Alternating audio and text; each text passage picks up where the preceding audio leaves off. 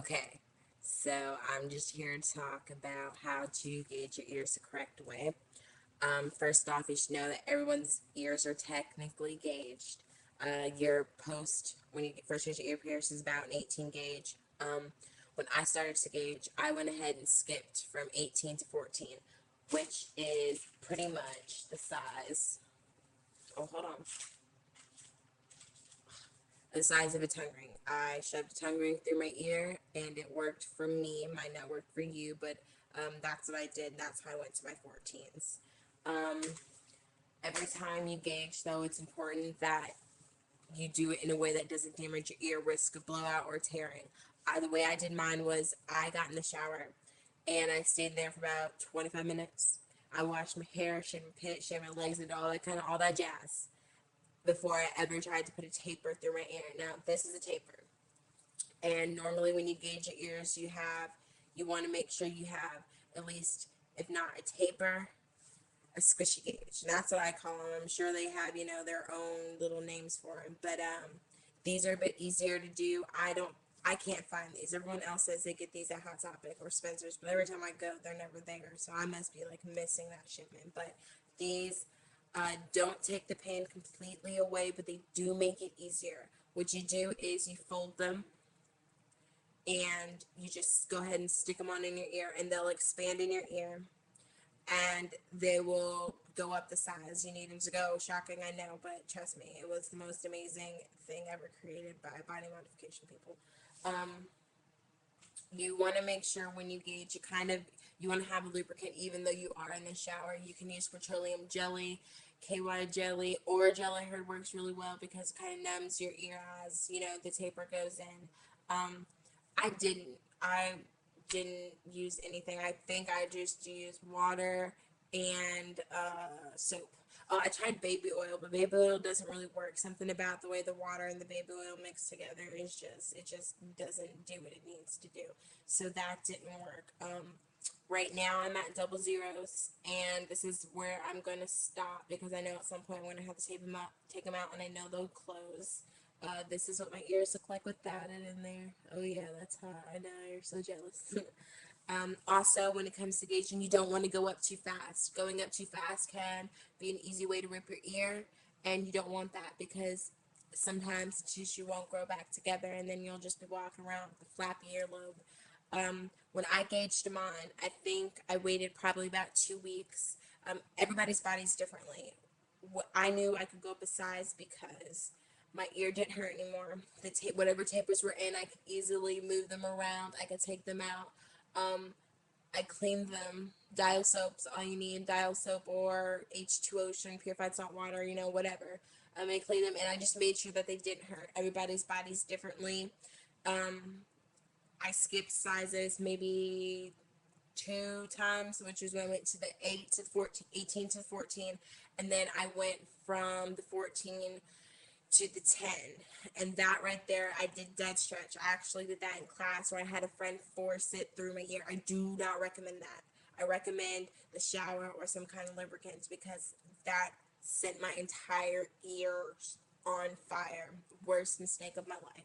And then after I went to 10s, I went to 6s, and my 6s went in with no problems. Um, like I said, every person's body is differently. I know someone who went from a 6 straight to double zero. So, you just got to take it slowly and listen to your body. If it hurts, stop. Um, that's pretty much, the safest way to do these things. I'm not a professional piercer or anything, so I can't tell you, but this is what worked for me. I always made sure that I had a taper or for sure a squishy gauge. And if you're gauging and if you don't want to wear tapers, when you push your taper through, some sets come with a tunnel, which is, I don't have tunnels because I don't wear tunnels, but it's kind of like this, but it's not flared on both sides. It's a single flare, and as you push the taper through, you can pop your plug-in so that it gauges around the plug instead of the taper. I use double flare gauges because to me they're more secure. I can sleep without having them fall out, and this would be a double flared right here. It's when the inside of your gauge is the actual size. Like if you're at double zero, this is double zero, and this side right here. and these two sides are 7/16, which is a size bigger than what I'm at. What I did to help me get these in, because these flares were ridiculously big, was I filed one of my sides down just a little bit, not a lot, but all around here is filed down just to make it go through a little easier. So, like I said, it just depends on your body and what you know your body can do and what it can't do. Real quick sidebar: when it comes to self piercing, I can't tell you not to do it because my septum was done in the bathroom the second time. The first time I got it done professionally, but I had to take it out. It was beautifully straight. I could flip it in my nose. It was beautiful. It was awesome. But I had to take it out. And the second one I got done by a really good friend of mine, and we did it in her bathroom. And it was crooked when we first pierced it, but I don't know. I guess the fact that the swelling went down, or my body decided it was going to make it straight. It's now straight. So if you do pierce your septum and you notice it is a little crooked, make sure, wait a little bit, wait till it heals, because sometimes I've heard that a lot of septum piercings look crooked and then once they heal, they're not at all once the swelling goes down. So I definitely say wait. Second thing, do not sterilize with peroxide. Peroxide kills all bacteria, which you may think is good, but you need some bacteria to promote healing. And what it does is it kind of creates a scar from the inside out, which isn't what you want. So do not sterilize with peroxide. That's not a good idea. Also, hollow needles, my friends. Hollow needles. Not sewing needles, not safety pins, not earring posts that you got your ears pierced with clairs at. Hollow needle. If you live in a big city, I'm from Indianapolis, we have a shop in one of our malls called Nirvana. You can get a hollow needle any size for like $2.50, like $3 with the tax included. So, or buy it online. I'm sure they're not expensive. I wouldn't pay anything more than about $3-4 for a hollow needle. We did my nose with a 16 gauge, which is the size of this ring, because I never wanted my septum really big. I wanted it really cute and dainty, so that's what I got. Um, and for people who self pierce their tongues, bravo, because that's scary. Um, but also for that, use a hollow needle. I recommend hollow needles for any kind of piercing that you are going to do at home, because that's the best way to do it. Like I said, do not use peroxide. Use fire. A lighter will be fine. Use alcohol would probably be better.